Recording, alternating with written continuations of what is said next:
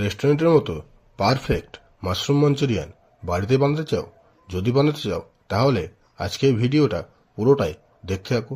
এখানে আমি দেখাবো কিভাবে মাশরুম মাঞ্চুরিয়ান রেস্টুরেন্টের মধ্যে বানানো হয়। চলো দেরি না করে আজকের রেসিপি শুরু করা যাক। তাহলে মাশরুম মাঞ্চুরিয়ান বানাবার জন্য আমরা এখানে নিয়েছি 500 গ্রাম মাশরুম, যেটাকে আমরা 1/2 করে কেটে নেব আর গরম জলের মধ্যে মোটামুটি 2 মিনিট মতো বয়েল করে নেব। যখন মাশরুমটা বয়েল হয়ে যাবে তখন আমরা এটাকে একটা পাত্রে ভালোভাবে ছেঁকে তুলে নিয়ে এটাকে ম্যারিনেট করব।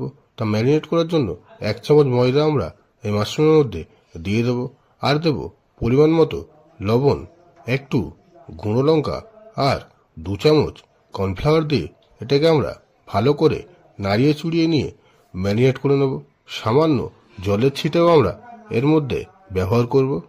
মাশরুমগুলোকে ম্যারিনেট করা হয়ে গেলে এগুলোকে আমরা ডিপ ফ্রাই করে নেব। তা ডিপ ফ্রাই করে নেওয়ার জন্য চুলার মধ্যে আগে থেকে তেল আমরা বসিয়ে রেখেছিলাম, যেটাকে আমরা মিডিয়াম ফ্লেমে গরম করে ওর মধ্যে মাশরুমগুলোকে ঢেলে দিয়ে মোটামুটি 4 থেকে 5 মিনিট নেড়ে চুড়ে নিলেই রেডি হয়ে যাবে আমাদের মাঞ্চুরিয়ানের জন্য পকোড়াগুলো।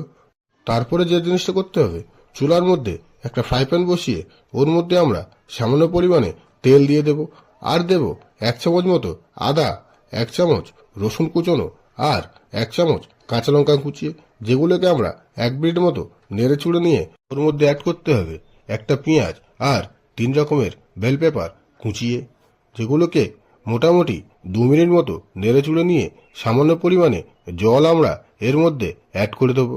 তারপরে করতে হবে কি, জলটা যখন গরম হয়ে যাবে তখন আমরা 1 চামচ মতো শেজওয়ান সস, 2 চামচ টমেটো সস, সামান্য পরিমাণে ভিনেগার, পরিমাণ মতো লবণ, একটু আরোমেট পাউডার আর 2 চামচ মতো রাক সয়া সস দিয়ে এটাকে আমরা ভালো করে নেড়ে চুড়ে নেব।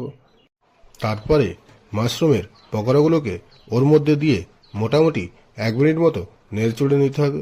তারপর যে জিনিসটা করতে হবে, কিছুটা পরিমাণে স্প্রিং অনিয়ন ওর মধ্যে আমরা দিয়ে দেব। দিয়ে দিলেই রেডি হয়ে যাবে আমাদের আজকের রেসিপি